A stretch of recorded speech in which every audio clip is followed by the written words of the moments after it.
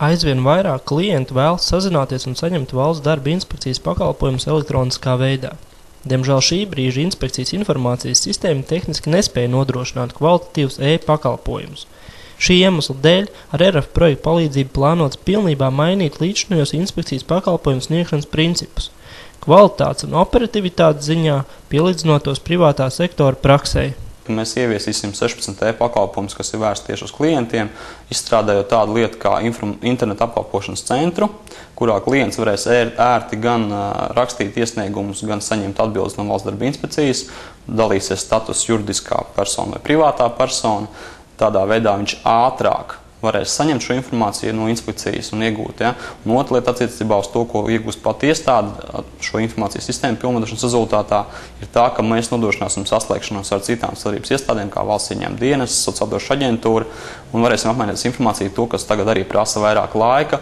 Šeit būs operatīvāka apmaiņa, un inspektors varēs daudz efektīvāk veikt savus darba pienākumus. Šobrīd valsts darba inspekcijas informācijas sistēma nevar nodrošināt elektronisku datu apmaiņu ar citu institūciju informācijas sistēmām, kas ir nepieciešama inspekcijas pakalpojumu sniegšanai.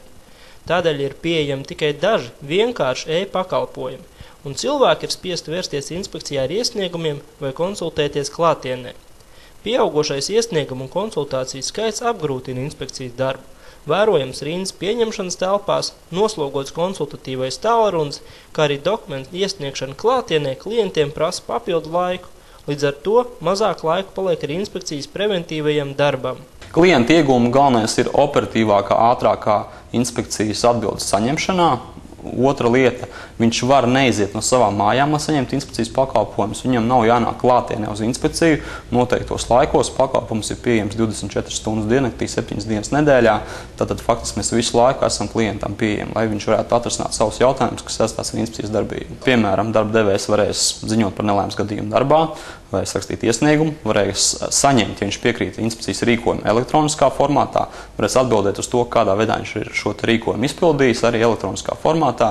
Darbinieki varēs rakstīt iesniegumus un saņemt arī atbildes šiem iesniegumiem arī elektroniski. Noteikti samazināsies arī šie administratīvie resursi, kas saistās ar pasta izdevumiem, laika patēriņu, jo sniedzot šos pakalpojumus elektroniski, mēs ietaupīsim laiku uz klientu klātienes apkalpošanām, ietaupīsim laiku uz papīra resursiem, kas ir, teiksim, šo atbildu gatavošanā. Laika resursi noteikti ietaupīsies, līdz ar to inspektors un inspekcijas darbinieks varēs vairāk laika veltīt nevis šīm, teiksim, sūdzību izskatīšanas jautājumu un kādiem, teiksim, administratīvām lietām, bet vairāk vērsties tieši ar to darbu, kas ir viņa tiešie pienākumi, proti inspicēšana, preventīvās pārbaudes, kas dod lielāku efektivitāti nekā, teiksim, administratīvās darbs. Projekts uzsākts šī gada janvārī, un tā rezultātā pavisam tiks izstrādāti 16 e-pakalpojumi, no kuriem pirmie būs pieejami jau 2011. gada beigās.